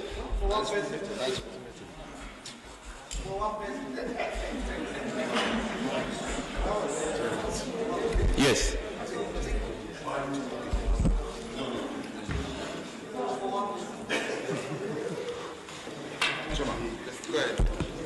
Mr. Chairman, please. Yes, sir. What about the value of the houses and cash, if you are in the position to set it out, please? It's about $80 million US. $80 million US.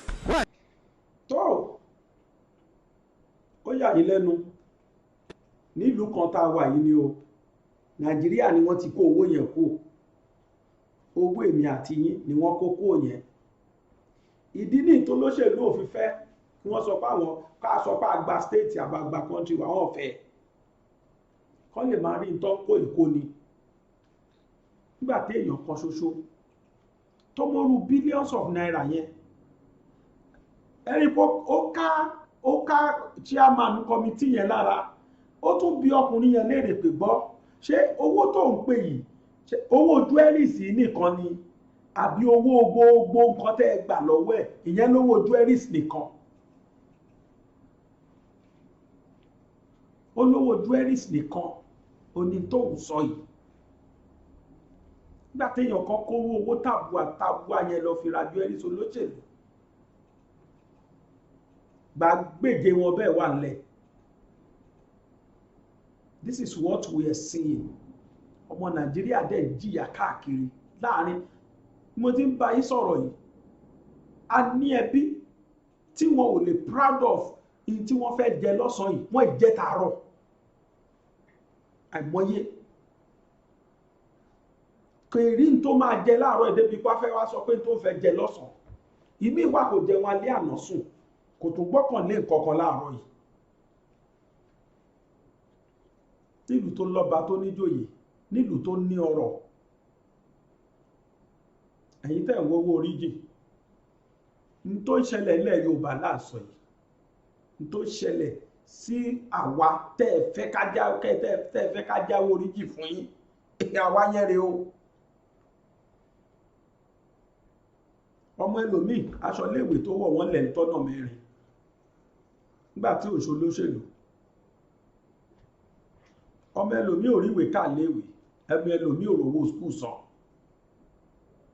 wọ́n ti lé ọmọ ẹlòmíì kúrò léèwé nítorí kò rí skul fíìsì san ìmí dẹ̀ kàwé débi pé ó gboyè rẹpẹtẹ ó ń fẹsẹ̀ gbà jọ́gráfì ẹsẹ̀ kiri nígbà tí ò sí tó fẹ́ fi ṣe táwọn kan dẹ̀ jókòó tẹ owó wa jókòó tẹ ń tó tọ́ sí wa àfi ká bára wa sòdodo ọ̀rọ̀ Yorùbá Haúsá ń tọ́jú ara tiwọn Yíbò ń tọ́jú ara wọn àfi káwa máa ṣọ̀tẹ̀ ká máa ṣe tẹ̀m̀bẹ̀lẹ̀ fún kiri ká máa dójú ẹlẹ́yàwó wò káàkiri arákùnrin kan House of First member ni ó sọ̀rọ̀ ilẹ̀kùn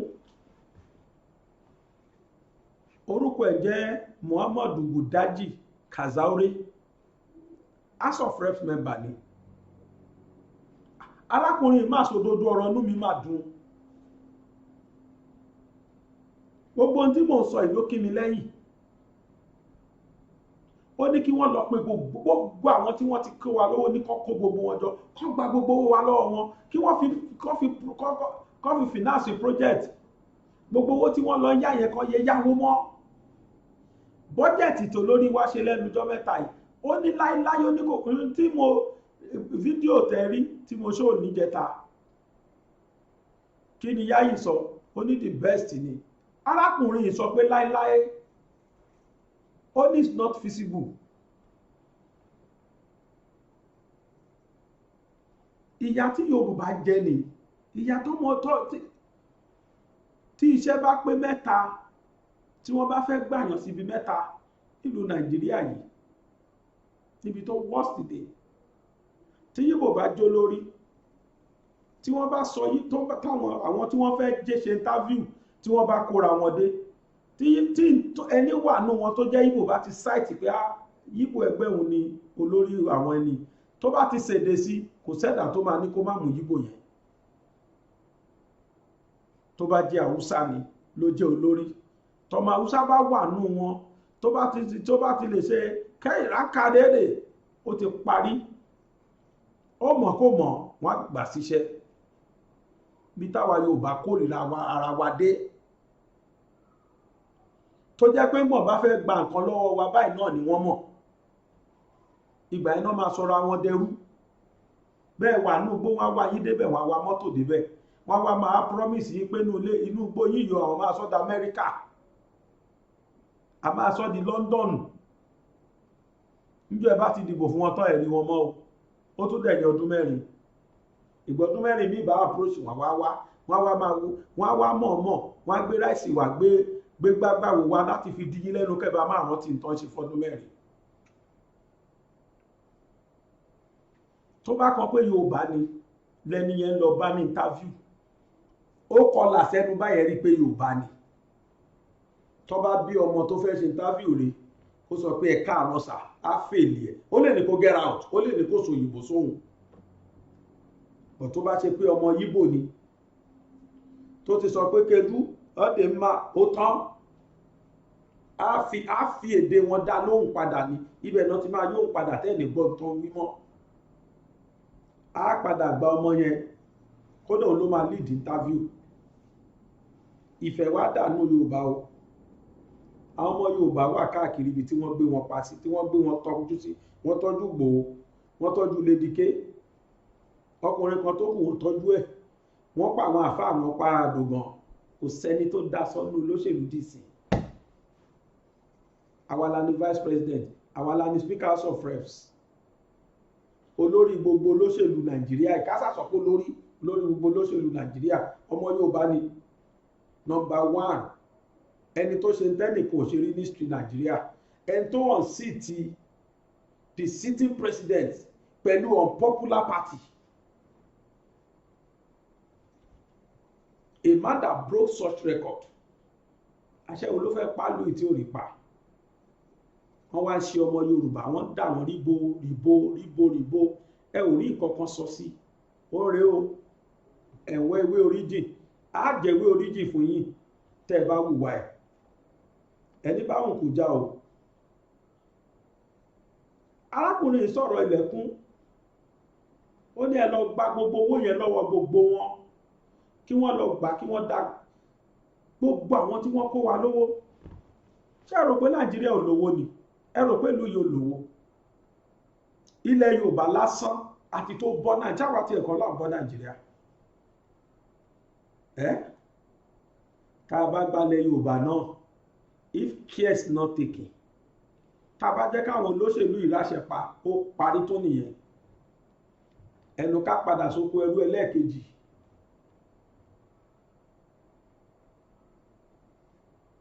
mo fẹ́ gbé House of Reps member Muhammad Udeji Kazaure ẹjẹ́ àgbọ̀ kan tó sọ òun bọ̀. It's embarrassed because if you look at the budget presentation, look at the debt service. The debt service is almost above capital, 3.something trillion. Why I say it's embarrassing is for the first 16 or to 25 years back,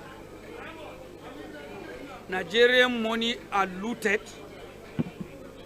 keep it, some they put our money like dead bodies in the grave, they buried our money, some they carry our money abroad. Why can't the government make a strong interrogation and investigation team? Call back these people, investigate, bring back our money to implement the budget. We have to stop borrowing because we don't know tomorrow. That is my worry. If you look at an example, an estimate, a woman, a single person, the former petroleum minister, he went with $60 billion. That is 5 years budget. 5 years Nigerian budget, her alone. And there is thousands of her. If there is real investigation, there is thousands like her. So when we investigate, we can spend 20 years, next 20 years, we will not borrow. We will implement budget with our recovered money.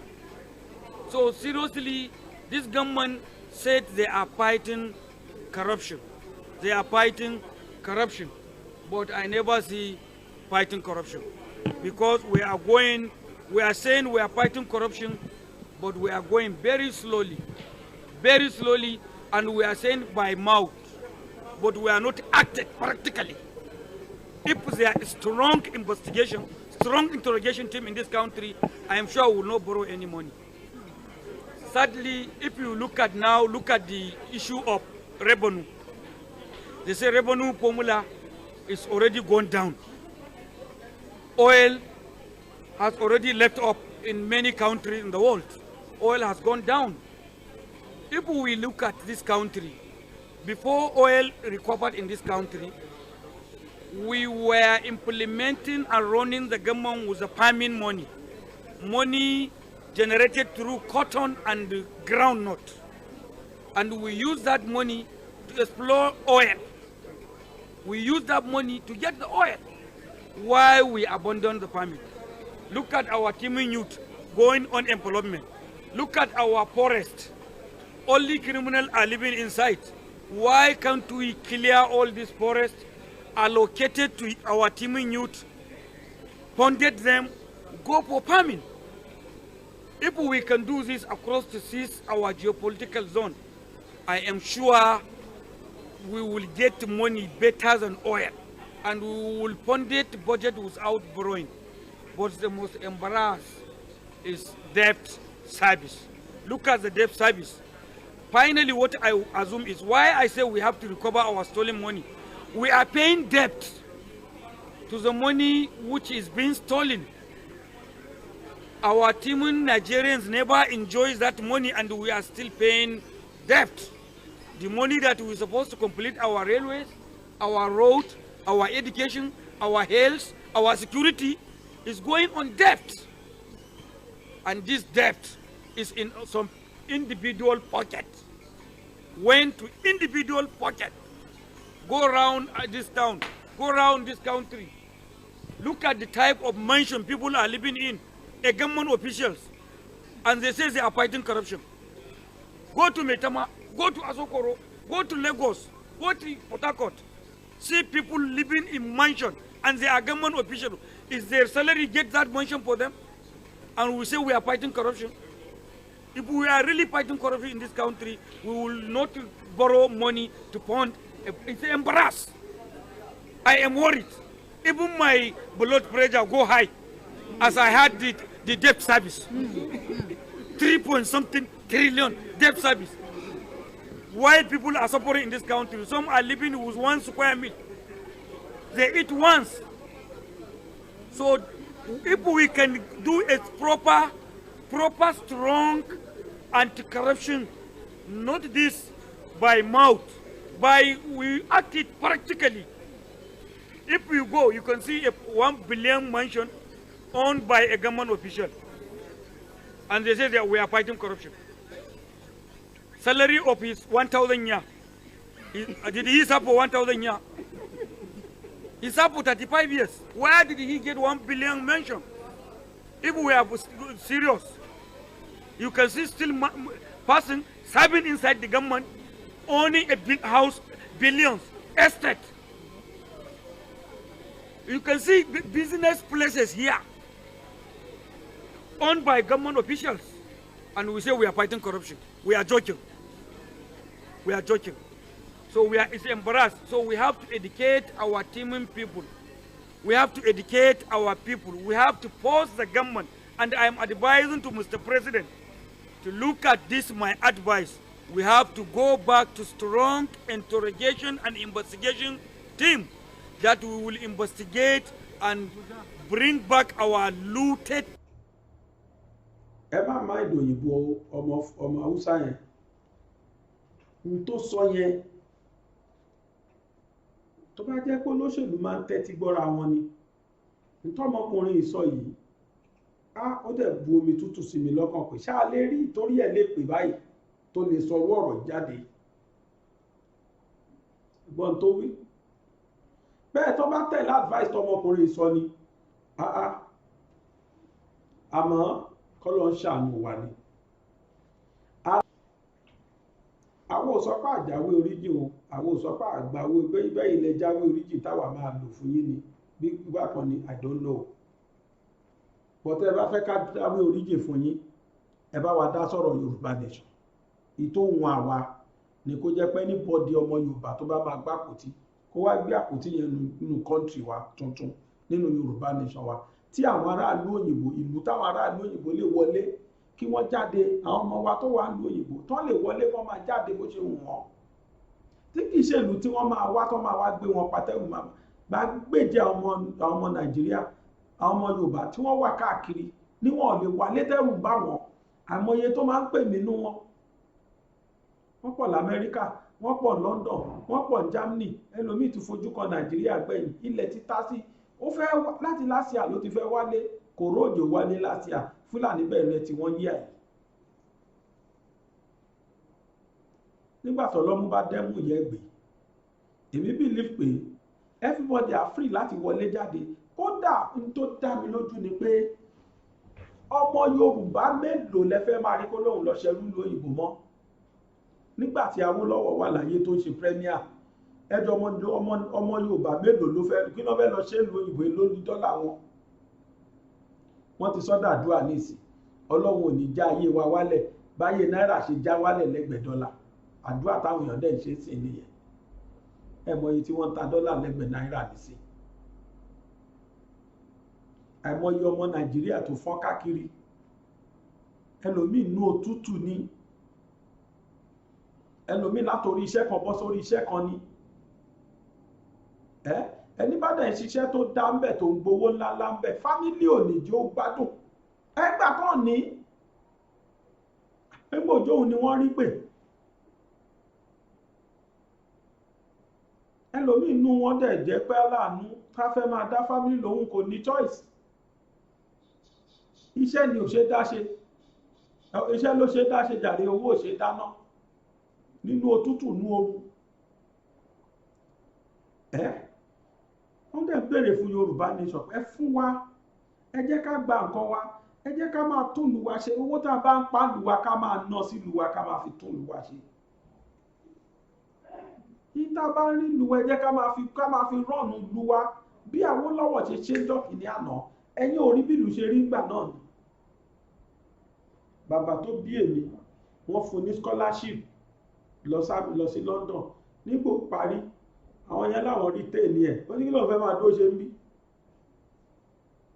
èló lẹ fẹ́ máa fóun lóṣù tó fẹ́ máa dúró ṣe ń bí ó ní nira gan lòun fi kàwé tóun kàtàn bí torí gbogbo nǹkan kò tẹ́rù lọ́rùn owó tẹ̀ fóun kò dé lájí tóun gbà Nàìjíríà tó fi padà ẹjọ́ béèyàn bá lọ lóyìnbó sí lọ kàwé tí wọ́n wá rí téèlì ẹ̀ síbẹ̀ pé kó máa ṣiṣẹ́ ìdùnnú kan ló máa jẹ́ fún tọ́rọ ti mọ̀ pé pásítà nìyẹn gbà tó bá ṣiṣẹ́ tó bá gbé dé Nàìjíríà owó ńlá ni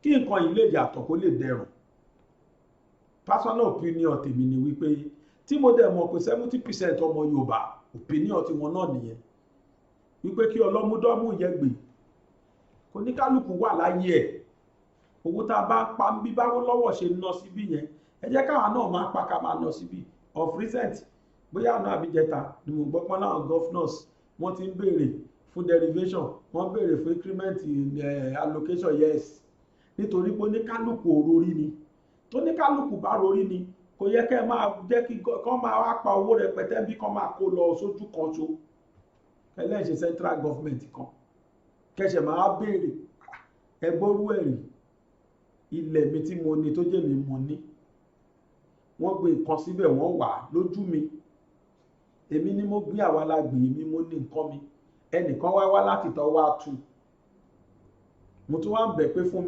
mi 10% inú ẹ̀ nínú tí mo ní ìta ń sọ nìyẹn Yorùbá ló ní gbogbo àwọn ọ̀rọ̀ yìí ìlú wa náà ti ń kó lọ tá a bá dé tó oníkálukú bá ti dọ́mù yẹ gbèsè tó jẹ́ pé Yorùbá ara dáwà jẹ́jẹ́jẹ́ ọ̀nà dá administrate nǹkan tí wọ́n bá ní nílùú wọn you will see what will happen ọba àpá 1 trillion yẹn wá ná láàrin Yorùbá fún Yorùbá ni ẹ wá máa nọ́nà kan ọ̀nà federal ni àwọn ọ̀tá ń ké láìpẹ́ yìí nìsín ń bọ̀ máa sọ nọ́nà wọn ọ̀nà federal ní federal government ti wá wò why must you wait for federal government nínú ìlú wa tí kìí dẹ̀ ṣe pé àpawó tí kìí ṣe pé àlówó àìmọye àwọn roads tí ò ṣe é rìn ọ̀nà rádà lábẹ́kúta ẹ lọ wò wọ́n ní federal road ni ìtagbára àwọn governors bá ká wá ṣe ń bẹ̀ ìmí ìtẹ̀sí governors mi àlóhun ò ṣe torí pé tó ń bá ṣe federal ní dáwó padà why must you wait for federal tó bá jẹ́ pé lù tí yín lẹ́yìn wà kẹ́ ẹ wà nation yín you don't wait for any federal government àwa ni federal government ara wa ọlọ́run á ṣe dáadáa fún wa o n tá à ń sọ látijọ́ yìí rèé o n tá à ń sọ látijọ́ yìí rèé kì í ṣèjà kì í ṣèta it's not by violence it's by dialogue n tá a fẹ́ ni kájọ jókòó kájọ sọ n tá a fẹ́ ni pé we want referendum very simple nǹkan tó igbe nǹkan tí kò kéré tí wọ́n ní kó mú wá kó mórí wá kó fọrùn lẹ̀ he has never killed anybody he has never spoiled anybody's life but yet Yorùbá ló tàdánù síta bẹ́ẹ̀ bá jẹ́wé oríjì ẹ kì bá po torí pé àfitẹ́ bá ṣe ń ta afẹ́ o lèmi rò pé ewé oríjì yẹn lè wúlò fún yín láì ṣe tí Yorùbá fẹ́ tó jẹ́ tẹ́yìn fẹ́ lẹ fẹ́ kí Yorùbá ṣe ewé oríjì yẹn ò ní wúlò àfi kẹ́ ṣe tí Yorùbá fẹ́ kí ewé oríjì yẹn lè wúlò fún yín Ọlọ́run á ṣe dáadáa fún wa o oníyanṣẹ́ ọlọ́kàṣe gbẹ̀yìn tẹ́ bá wa wo ètò tèmi gbogbo yín ni mo dúpẹ́ lọ́wọ́ ẹ̀ ẹ wo ibi tí wọ́n kọ subscribe sí fẹ́yìn tẹ́ ẹ̀ bá ti ṣe bẹ́ẹ̀ ẹ bá wa buwọ́lù kẹ́ ẹ̀ sáyẹ̀nsì kẹ́yìn náà subscribe ẹ sì wo ibi tí wọ́n fàmì aago sí kẹ́ ẹ bá wa tẹ̀ ẹ́ gbogbo ìgbà tí a bá ti ń gbé tó yìí síta lẹ́ẹ̀ máa rí wò kedere wọ́n máa sọ fún yín pé bàbá gbàgede mọ̀ ó ti dé ta o oríṣiríṣi ètò láti là kalẹ̀ tá a máa nà ń bẹ̀ sórí ètò yìí yàtọ̀ fétò tèmi nìkan tẹ́ ẹ̀ wò oríṣiríṣi ètò lẹ́tùn máa wò ìtẹ́ tí ń wò yẹn kéékèèké ni ẹ tó sì máa wá wo àwọn ẹ̀dọ̀ kí ètò ìtẹ́mi náà ṣe kí ìṣẹ́yọ kan máa ṣe àìmọye bíi mẹ́ta mẹ́rin sí nínú channel tuntun tá a wà yìí ni tẹ́ bá fẹ́ máa jàǹfààní ẹ bá wa subscribe kẹ́yìn náà buwọ́lù mo fàsìkò ilé ẹ̀kan sí ní orúkọ gbogbo bàbá gbàgede mọ̀kúrú a fi ẹ̀sìkò yìí kí Sunday Adéyẹmọ Ìgbòho ṣá owó bàbá dámì a fàsìkò yìí kí wọ́n wípé happy birthday to you in arrears lágbára Ọlọ́run gba ọdún kan ni o ẹ̀gbó ẹ̀tọ́ ẹ̀pẹ́ ẹ̀ ní kú báyìí lágbára Ọlọ́run ọ̀dọ́ níyí tẹ́ẹ̀tí ti ayé ṣe nǹkan tágbàlagbà ń ṣe ẹ̀rí mo tún sọ lẹ́ẹ̀kan sí pé bí wọ́n bá níkùn kò ṣèkà tó bá rántí ikú gáàkó ṣòtítọ́ nítorí pọ́gbọ́n ọkùnrin yìí jẹ́ olódodo èèyàn ó sì ń jà fóònù ẹwo tó ń ṣẹlẹ̀ sí kò sí lé o gbogbo the whole world ló celebrate ẹni bá wo fídíò mi tí mo ṣe lánàá tí mo fi celebrate ẹ rí i pé mo mọ̀ọ́mọ̀ lọ gbé gbogbo ìlú tó ti celebrate mo gbé fídíò wọn wá kọ̀ọ̀kan mo gbé ti Amẹ́ríkà mo gbé ti Europe mo gbé ti Africa mo gbé ti ra wọn bẹ̀ tó ní kálukú ṣe láti lè fi appreciate pé láìsí ilé ọmọkùnrin ní túpa tó tó yìí ìwọ náà yí aburú ọwọ́ ẹ̀ padà sí dáadáa ìwọ tó sì ṣe dáadáa má dá lákẹ́ ẹ̀yin àgbààgbà ilẹ̀ Yorùbá èmi ń fàsìkò yìí pé yìí ni ò pé ẹ wo ohun tó yẹ kẹ́ ẹ wo ẹ̀rí ohun tó yẹ kẹ́ ẹ rí ẹ ṣe ohun tó yẹ kẹ́ ẹ ṣe lásìkò tó yẹ kẹ́ ẹ ṣe kéwé oríjì tẹ́ fẹ́ já kó lè di tó àwọn èèyàn máa gbà lọ́wọ́ yín tó sì máa foríjì yìí Yorùbá kò gbọ́dọ̀ tún dọ̀bálẹ̀ fẹ́nikẹ́ni ó dòdì ó di o Yorùbá kì í ṣọrú ẹnìkan a sì ní ṣerú láéláé lágbára Olódùmarè ọba òkè ojú tẹ́ fi ń wò mí ò ní fọ́ o etí tẹ́ sì fi ń gbọ́ mi ò ní di lágbára Ọlọ́run ẹ jẹ́ ká tó pàdé ní ìgbà mìíràn ní ọ̀túnla mi ò ní ṣe mi kì í ṣe program láàyà ọ̀la ní ọjọ́ program tí mò ń ṣe lénìí èní ní ọjọ́ 11 ọjọ́ Monday ọjọ́ 11 2021 ọjọ́ 11 October 2021 ní agbára Ọlọ́run kí ẹ tó rí kí n tó ṣe ètò tèmi fúnra mi ó tún di ọjọ́ Wednesday ọjọ́ 13 oṣù kẹwàá ọdún 2021 that is 13/10/2021 ni màá tún padà wá ọlá tó ṣe on the 12 mi kì í máa ń ṣètò lọ́la ṣùgbọ́n ètò ń lọ lórí program wa lórí channel wa ẹ máa rí ètò oríṣiríṣi wò Ọlọ́run máa ṣàṣe dáadáa fún wa oníyanṣẹ́ ọlọ́kàṣe gbẹ̀yìn tẹ́ fífa jẹ tèmi gbogbo iná là dúpẹ́ lọ́wọ́ ẹ̀ èmi ní omi àbúrò yín ọmọ yín Aláwìyé Adébáyọ̀ Sàbúrì ọmọ ọba tíṣà lábẹ́òkúta ló fàṣìkò yìí sọ fún wa wípé láyọ̀